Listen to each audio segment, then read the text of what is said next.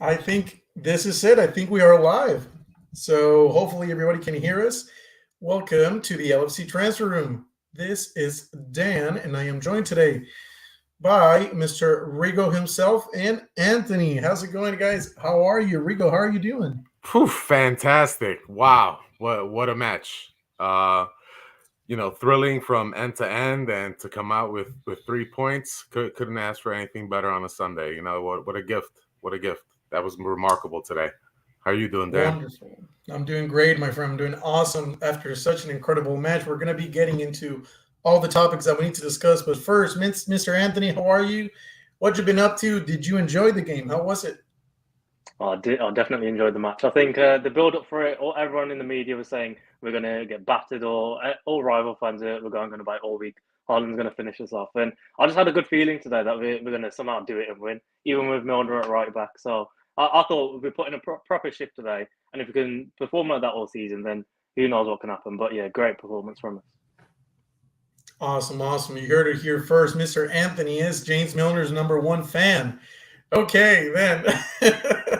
I'm just kidding, guys. But yeah, anyways, it's been an amazing match. Let's get it right into the performance. But first, I need to talk tactically, formation wise. I need to know, what do you guys think that we were playing? Were we playing a 4-2, 4-2-3-1 or a 4-4-2? Anthony, let's start with you. What do you think? I couldn't tell at first. Even in commentary, I don't think Gary Neville or Martin Tyler could tell. But I think it was a 4-4-2. But no, I just think it was a 4-4-2, and Thiago and Fabinho were doing more of a holding role as well. And obviously, we saw Elliot push up as well. He played. He was another player who was exceptional today, doing defensive work and going forward. I think if he just had that extra bit of finishing touch or end product, we could have even scored another. But um, yeah, I think it's a 4-4-2 today, and both the wingers did really well, even Jota as well. And hopefully, his injury is not too serious. Wonderful, wonderful. Rigo, my friend, what about you? Anthony says 4-4-2. What about you? Do you agree? Primarily defensively, it was a 4-4-2, but I think attacking wise, you saw Firmino drop down a little bit more, making it a 4-2-3-1. So I thought it was a great tactically. I was concerned in the beginning with Milner starting, but what a performance between him and Elliot. I think Elliot probably had his best defensive match so far this season. He was sound. Milner, I think, helped guide him and put him in the correct positions. And just remarkable. I think tactically, Klopp got everything right. We didn't concede. We kept a clean sheet. It's been our Achilles heel, letting teams score the initial goal, and especially early on in the match, and we just held through. And it was just from end to end action. And as far as game of the week, it certainly was that. It was definitely better than El Clasico in La Liga, as well as any of the other top matches around the other big leagues. So it paid off remarkably. Well, what a win. And it just shows the power of Anfield, the power of Virgil van Dijk's unbeaten streak at Anfield, and just what a remarkable team we have, and a remarkable manager, and just top down when it does count, this team knows how to show up. And this is why we're fans of this team, and doing these streams and chatting with folks, because we love this team. I just thought it was just remarkable. I just loved it today. Awesome. A very exciting Rigo after today's win. But yeah, I also agree with you guys from the first point of view. I think it was like a 4-4-2 setup, but Firmino was dropping so much to the middle and even behind the defense that it makes me think that it's more of a 4-2-3-1. Wherever it is, it looks like it worked out. So we're pretty happy with what we're seeing. And in fact, if you were catching the LFC Transfer and Twitter account, I even posted, hopefully we don't move back to a 4-3-3 after we made the first substitutions. But let's get right into the comments. For some reason, it took me a while for the comments to load. Bojack is here, making obviously a comment about the refereeing today. Anthony Taylor, ridiculous referee. We also have there's a few comments that I cannot read because obviously they're not PG-13. But also, who else we have? We have Bojack. We have Anissa, who says, Holland who? The king is coming through the throne. Jesse as well, with more comments that I cannot read. Everybody just so energetic and happy. Adam is also here saying that Allison Becker is man of the match. Haler, as always, coming in. How's it going, everybody? Thanks for joining us. Make sure you're sending your comments. Make sure you're telling us who was the man of the match today.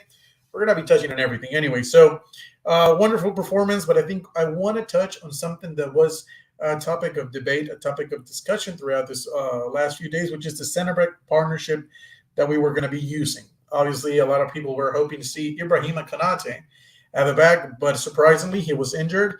Many rumors started coming out saying that maybe Fabinho is going to be dropping back to center back. Many rumors were coming out saying that maybe, James Milner or Nat Phillips. We didn't know what was going to happen, but at the end of the day, Joe Gomez and Virgil van Dijk, they ended up partnering back, which, by the way, for me was a wonderful performance from both of them. But Anthony, what do you think of each of their performances? Because I think both were amazing, but which one surprised you the most? I think Gomez surprised me the most because we've seen from him many times where it's he can't get over that consistency point where he'll have 5 good games and then there'll be two bad games from him. And we've seen it this season as well. Against Napoli, he was really poor, but he stepped up today, man. Against probably the best striker in the world at the moment, or definitely the best striker in the world at the moment. Against Foden as well, he had him in his back pocket as well as Milner. But I know Bojack doesn't like Gomez. Gomez made tons of mistakes. I don't think he made that many mistakes. I thought he was solid today, especially when clearing the ball. Instead of kicking out for a corner, he actually lifted his head up, passed it back to Alisson or Van Dijk. And Van Dijk, that clearance towards the end, I was prepared for it to go in. When was it Cancelo crossed it into Haaland? I thought it was in, man. And then Van Dijk just sprinted back and headed it out. And he said he slicked his hair back today, and he was on point, man. You can see that's why he's the best centre back in the world, and we can't really doubt these players. And I think that they need to keep this up though. As soon as I heard Konate was injured, I was panicking because obviously Gomez has been shaky, but keep performances like this up, and they'll have no complaints from any of us. Absolutely. I mean, wonderful performances from both of them. I was very, very surprised. Bojack in the comments saying that Gomez did made a bunch of mistakes, which I do agree. The first few minutes seemed like they were a little scratchy for Gomez, but at the end of the day, if you guys go look at the poll that we recently did asking for the man of the match, most people agree that Joe Gomez was the man of the match for all what he's given to the team. Same with Haler, who says both of them should be considered man of the match. And Elliot, by the way, who was amazing today at just 19 years old. Yeah. So, Mr. Rigo, I'm not going to ask you the same question, but mainly about Virgil van Dijk. He's been criticized a lot. He's been criticized a lot because of his performances. But today, the day that we needed him the most to step up against, like Anthony was saying, currently the best striker in the world, he did. And he saved us a couple of times. What do you think about his performance tonight? Just a remarkable performance. He was absolutely on it, directing the defense there from the back. It was aside from his performance, obviously he was outstanding. It was an actual total team effort. Everyone was on it today defensively. Starting up at the top with Jota, Firmino, as well as Salah and Elliott. It was a remarkable defensive performance. Milner held up his own. He didn't really get dribbled past. It wasn't completely unlike the Napoli match. I know he played in midfield against Napoli, but that was one of the concerns that we had in the lead-in towards the match, especially in our chat. Just concerned about Milner and defensively holding down Foden. But the couple of chances that they did have and create, I thought we held up well, and a couple of last gasps defensively, and Alisson stood up tall, remarkably. He was absolutely incredible today. I don't believe he got man of the match. Gomez, to Bojack's discontent there in the chat, actually got man of the match today, and I thought he was great. There were a couple of chances where he did let Haaland get behind him, a couple of clear headers there, but I thought the tandem partnership between Gomez and Van Dijk was back to our league-winning season ways, and I thought it was a really, really good sound performance, top down.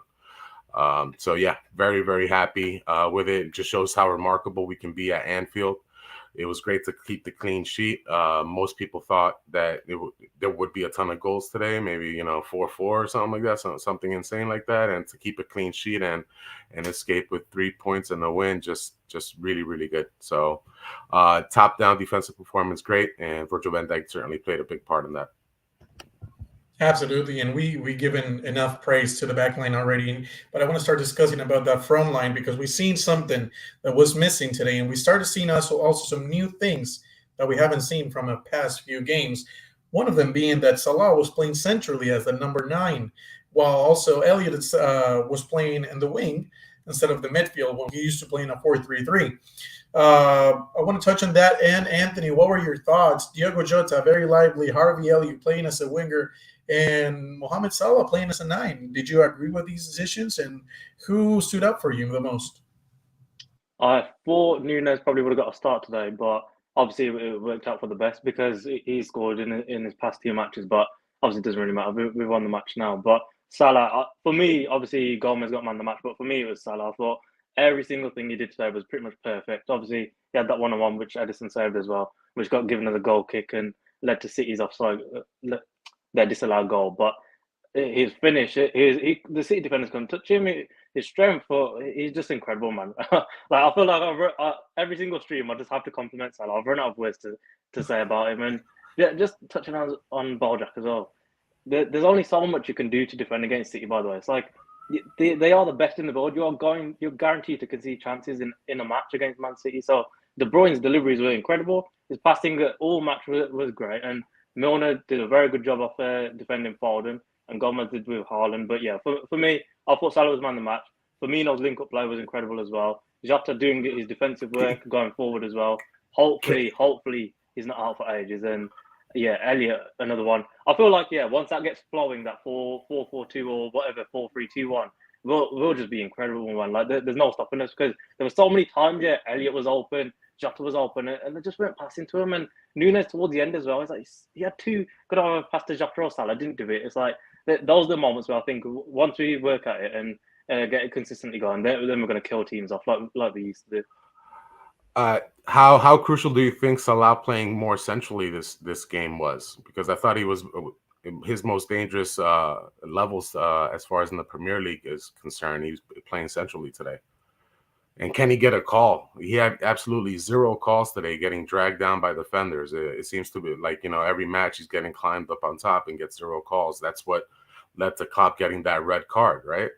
So, yeah, I would have gone the same way as you, Anthony, as far as Salah being man of the match, especially considering the goal he got and the almost goal that he got. That should have been a corner, and we ended up conceding before VAR ruled it out, that goal. So I thought he was man of the match as well.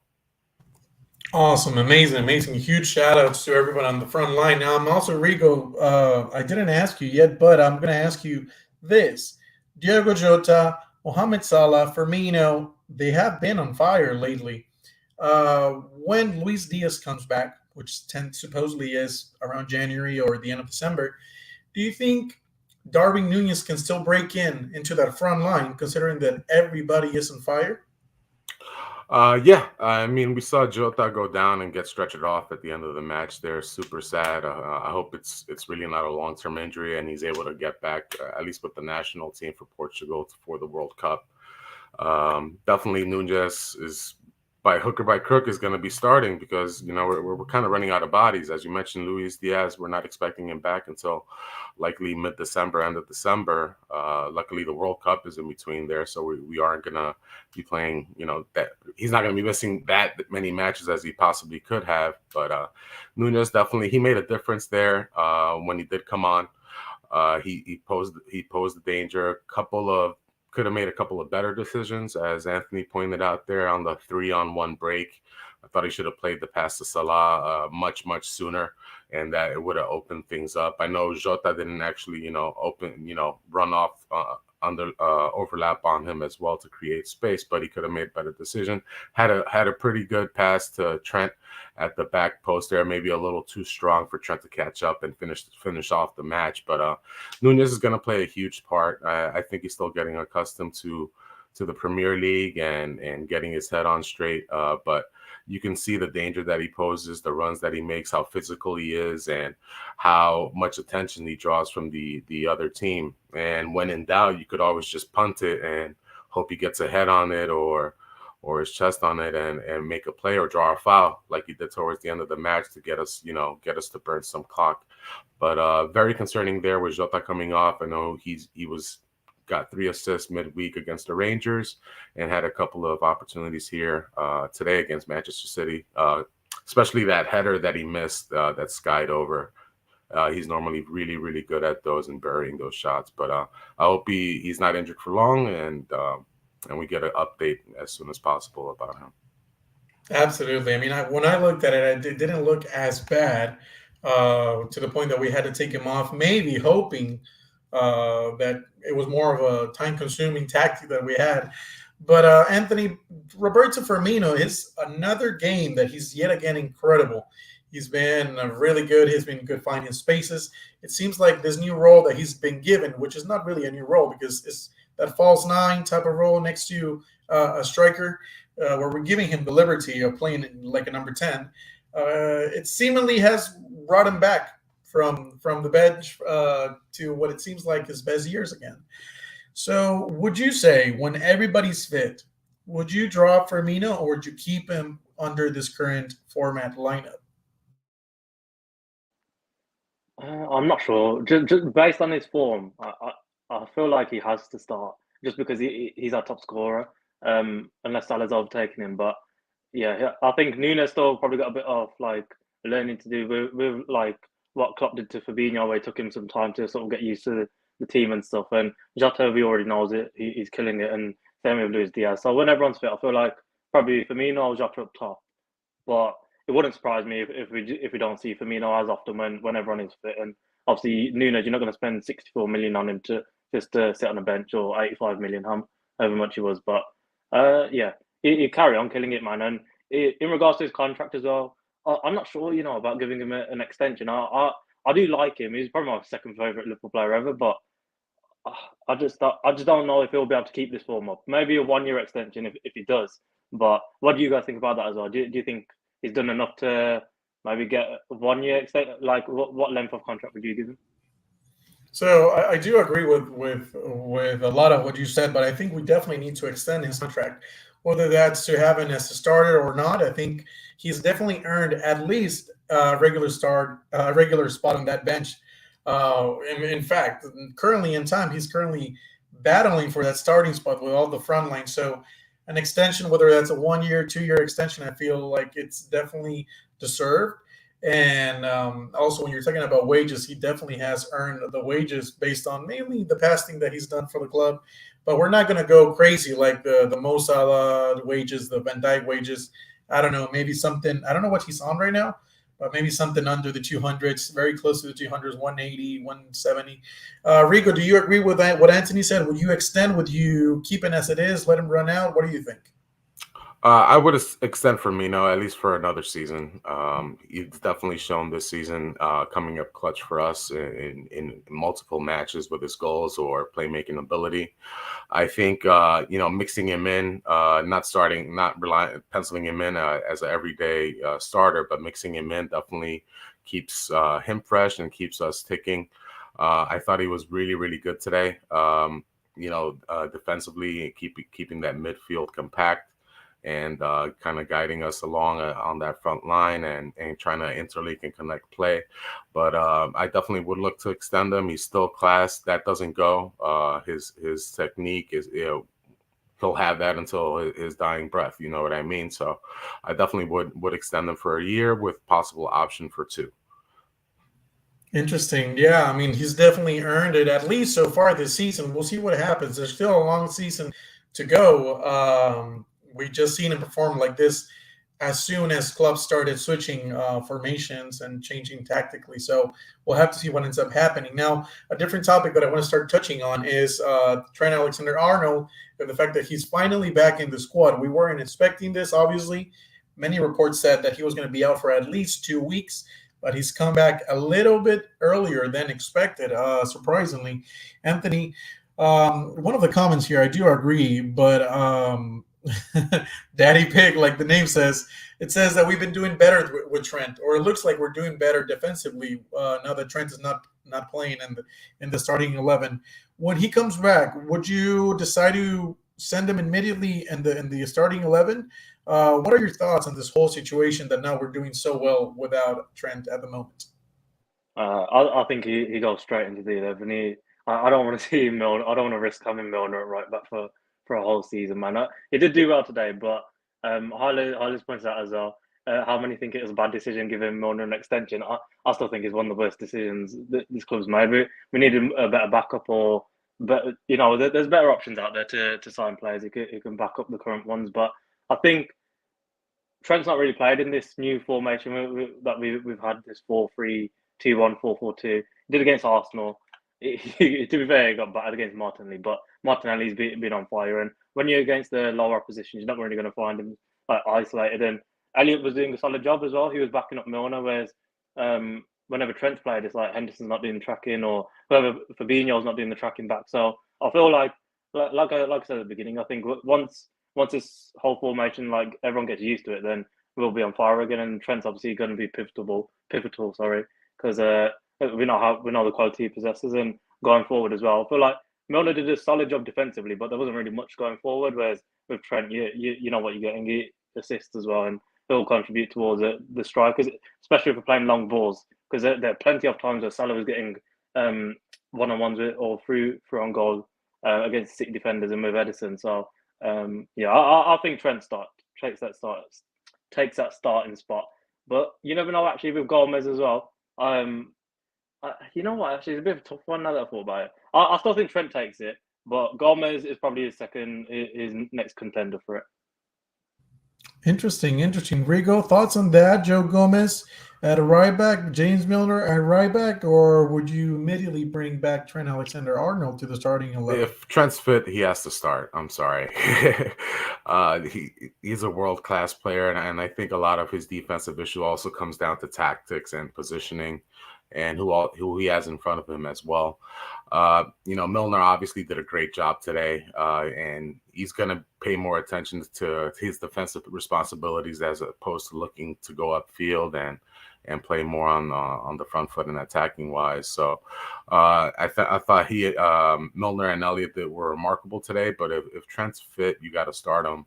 I just think, with the tactical changes and our positioning changes that have been in the past couple of matches, I think it'll help him as well in maintaining his defensive positioning and being a lot more sound and not getting beat, over the top that he sometimes, it does, because he's all the way upfield. But he has to start if he's healthy. I'm sorry. Yeah, absolutely. I do agree with both of you guys on what you guys are thinking, obviously, regarding Trent. But mainly what Anthony was saying, that he hasn't really been played under this new formation.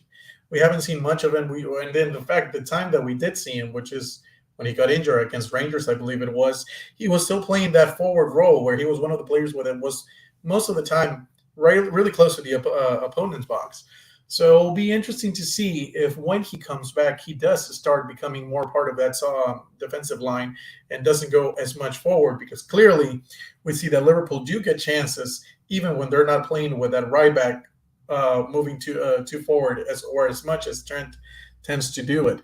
Another thing that I would like to really quickly go over is the fact that Jordan Henderson was dropped today against Man City. We've seen Klopp obviously given a lot of favoritism towards the starting the captain multiple times. In fact, many were expecting to see him play today, an important role, especially with Konate missing. But the question is more of a long-term question. So, Rigo, do you agree that this is, now that we switched to a 4-2-3-1, this might be the time that Jordan Henderson role could become more clear, so he could become more of a substitute from now on? Or do you think he still has a very important role to play in that starting 11? Until new players are brought in, I think he's going to continue starting the majority of matches. I think him being rested today has more to do with him starting the last 4 matches since he came off of injury, and as well as Fabinho, coming off the bench in those matches as well. So I think the partnership of Thiago and Fabinho probably was in a little bit better shape as far as minute-wise. With the amount of injuries we've had, and Jordan being one of those as well, you kind of have to manage those minutes. And I think that, along with, Fabinho being more sound defensively, way better defensively. I'm sorry, not even more sound, just way better defensively than Henderson is playing against Man City, factored into that decision as well. You need everybody on it, and as we've seen, Henderson has led to creating a lot of opportunities for other teams and/or goals with the lack of pressure, his physical ability, or just letting players get by him and not tracking back. That I think that played a factor into him coming off the bench. Yeah, I mean, absolutely. Now, also, we do have to consider the fact that many players in the midfield are coming back from injury. We've seen the likes of Alex Oxlade-Chamberlain, who's now finally recovered. He took out in his first training session with the Reds, and Naby Keita, who should be coming back soon as well this month. Anthony, with that being said, with players coming back and with the January window coming up as well, where do you think that Jordan Henderson's future lies? His role today, I think that's the role we see from him in the future. I thought he did decent compared to him off the bench, and obviously it's not easy trying to attract Man City players. And when you, like I already said, when you're against low oppositions, it's going to be much easier. So I thought he did a decent job in. That's probably the role for him in the future. I think Dan, you already know, Naby Keita, I think he has got to start, man, against next to Thiago. Even Fabinho, I thought he did really well today. He's another player who stepped up. I thought for the past season. Even last season as well, there's a bit about him where it's just like he weren't really trying it. He's jogging back. He's not sprinting, and you could just see he weren't really at it. But today he stepped up, and if he keeps it up, he's a nailed-on starter because he's one of the best defensive midfielders in the world. And obviously Thiago, we all know he's just on another planet at the moment compared to all out of the midfielders. So I feel like Fabinho and Thiago obviously rotate with Keita, Henderson, and then Elliott is probably going to take that right midfield spot, but. Henderson, I reckon, like I already said, I think come on last 15, 20 minutes in matches, then we're fine and could obviously start the odd match as well. Yeah, absolutely. We'll see what happens with Jordan Henderson and his future. By the way, everybody, if you're still watching, make sure you're subscribed to the LFC Transfer Room. We're bringing you videos every day. We're going to be bringing you amazing people with amazing content, such as like us, Anthony and Rigo right here. Which, by the way, we're going to be touching on something else that I wanted to mention a little while ago, and it's the fact that this could really kickstart Liverpool's season. Like we said before, this is Manchester City's first defeat of the whole Premier League season. This is Liverpool's first win after a while as well in the Premier League. So this could be a huge mental boost for the Reds. Rigo, do you think this is the moment that Liverpool really started the title charge again, or do you think at least this is the moment where we get our form back together and start winning more matches? I think we're positioned to go on a winning run prior to the World Cup.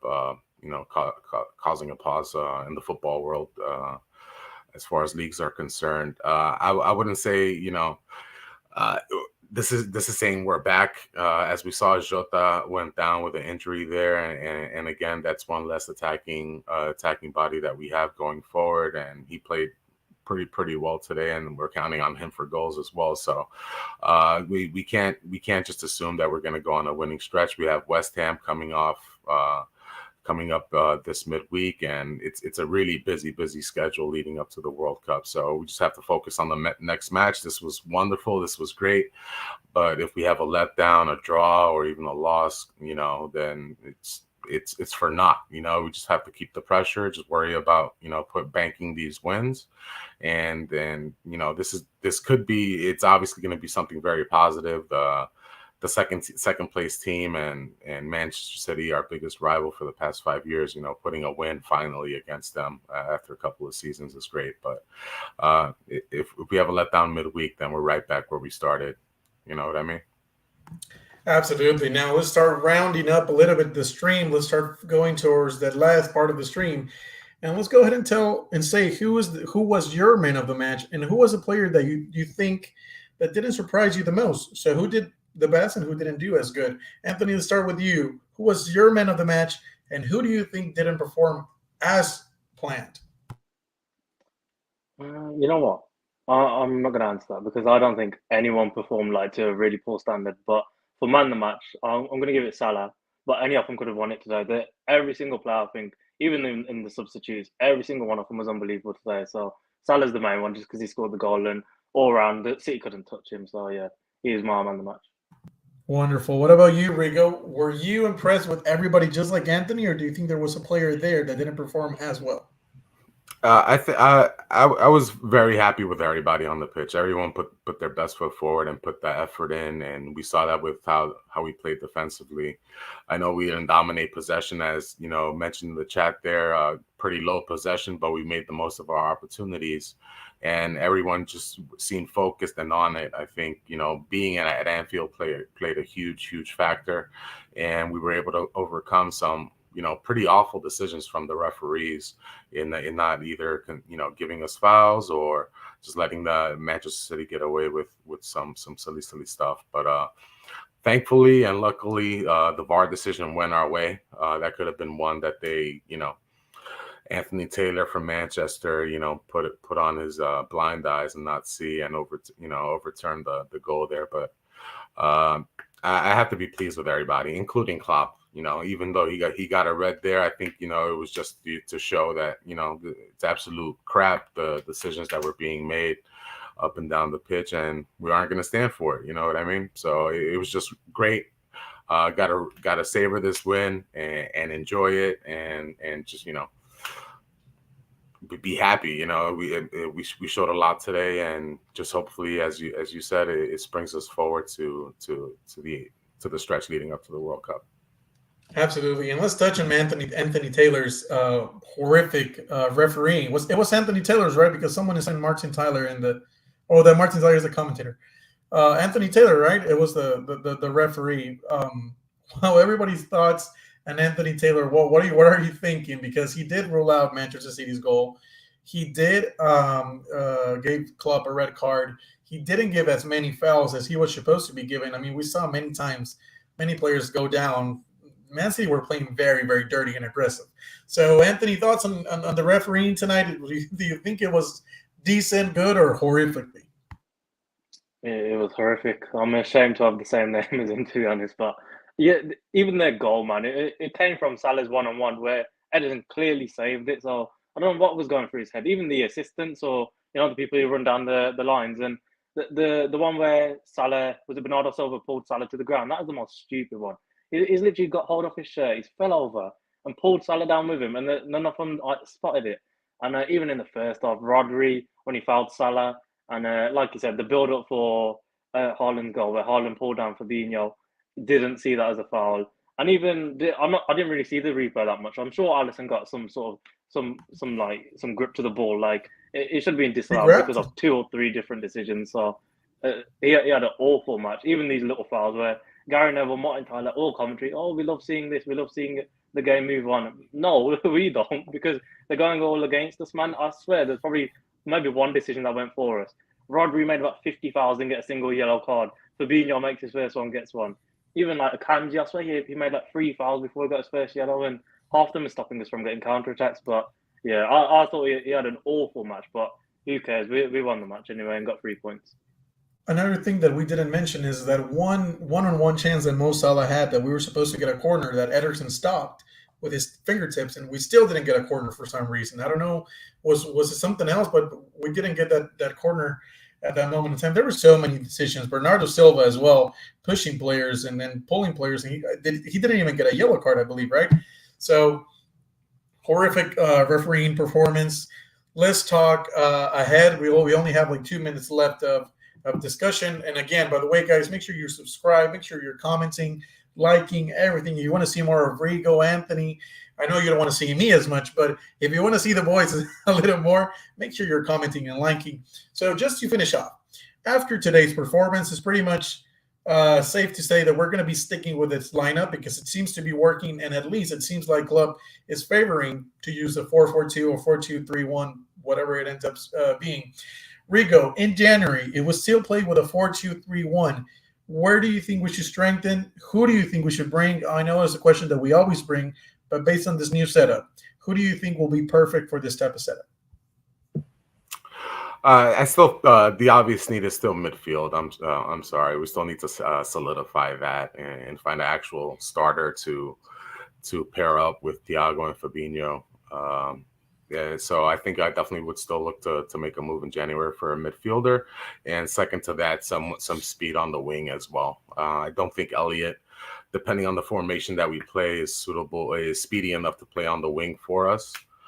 in the 4-4-2 with the current setup that we are doing, I think he's doing pretty well, and because we're not counting on that speed so much on the flank there. But I definitely still would look to midfield. I know there's been a couple of rumors the past couple of days with perhaps Frankie de Jong being available once again. He's not happy with his play time. I think that would be absolutely remarkable signing there. I think he ticks a lot of boxes for us, can play in a variety of positions and in the midfield, and could even play that holding 6 if needed. I think that would be great. I've shouted out Manu Kone a bunch of times for Borussia Mönchengladbach. But there's plenty of targets out there that would be great. But again, let's see what we do. I just hope we have something lined up for January 1st. Absolutely, Manu Kone right there, a promising youngster, and for midfield. Which, by the way, I haven't seen how Borussia is doing so far in the league. But what I have seen, and I do recommend everybody to go check out, is the Bundesliga right now is going crazy. Union Berlin, I think, defeated Borussia Dortmund, and then Freiburg is playing Bayern Munich today as well, who's also in second place, Freiburg. But anyways, Anthony, same question to you just to round up this whole segment. Who do you go for in January? Who do you think will suit perfectly this new tactic? Would you go for Mbappe? I was about to say Mbappe. I feel like we do need a midfielder, obviously. That's as clear as day. We've been crawling for one for the past couple of seasons, but with this new formation, I'm not so sure like what type of player we need now, because at first I was thinking Bellingham's now done, but it's more for like defensive minded one we need, and like you already shown out Manu Kone. I've not really watched much of him, so I can't really comment on that. But when Artur's back from injury, maybe he can make some sort of impact. But I feel like we need a right winger as well. Just Elliot, I know he played well today, but I don't want to get ahead of myself and say he's going to be the next coming off Mo Salah or whatever. So I feel like we need to see Salah in that striker position, because he was incredible. I don't think we've seen a performance like that from him all season, man. Obviously against Rangers, but on the right wing, I feel like we could do with a decent quality player, like sort of same level as Rafinha. Obviously, I'm not saying get Rafinha, but someone like that, and maybe have Harvey Elliott challenge for that spot as well. Moussa Diaby. Rigo keeps bouncing about Moussa Diaby. We do have to consider that Chelsea's getting Nkunku for close to 60 to 80 million, at least based on what reports are saying. So it would be nice to see Liverpool move in for a pricey target like that, because we know Diaby is definitely coming in at a pretty high price tag. With this new 4-2-3-1 formation, we need to start solidifying the double pivot spot, considering that Thiago's injury prone. Henderson is downgrading already a little bit with his performances. Keita and Chamberlain are also injury prone. So I said it many times before, Ruben Neves from Wolves, Barcelona seem to be looking at him, but we do need that defensive profile that is a leader as well at the back, strong. Tielemans, although I don't think he's had the best of seasons, same with last year, but it's going to be an interesting one. We'll see what ends up happening. We'll talk more about transfers later down this week, but that has been all. Sorry, we exceeded the time a little bit, guys. Thank you very much for joining us. A lot of people joining late, but this has been the LFC Transfer Room. This has been Rigo. It's been Anthony, and we'll see you guys later.